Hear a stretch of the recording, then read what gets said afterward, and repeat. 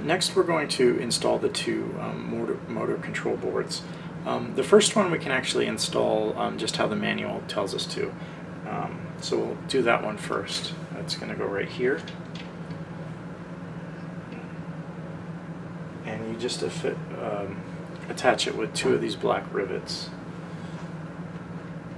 When you install it, you make sure that the part of the beam that crosses the circuit board goes on this white part of the PCB, so that it's actually insulated so that you don't short circuit anything.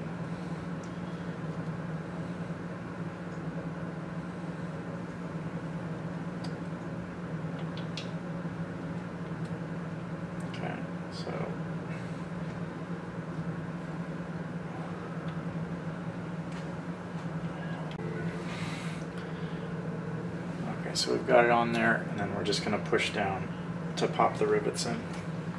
Again, you can go ahead and use a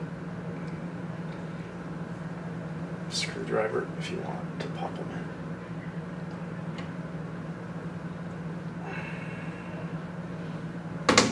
There.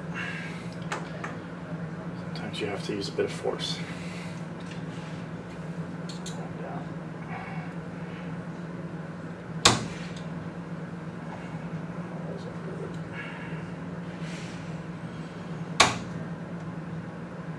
Try to avoid doing what I'm doing right now.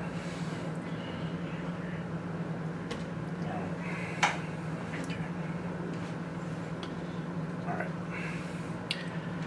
So the next motor control board actually has to be mounted on an L bracket. So there's one more L bracket that came in the kit that we don't use normally. And we're going to actually mount the motor control board on it. So you can do that first. Just again using two of the black rivets.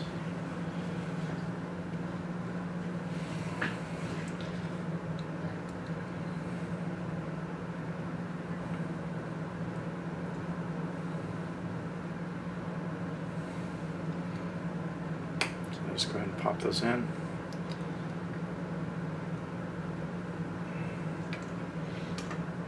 Okay, and then once that's mounted, you can then take two of these little M4 screws and mount it into this channel in the middle of the beam. Right here, basically right alongside, flush with the limit switch.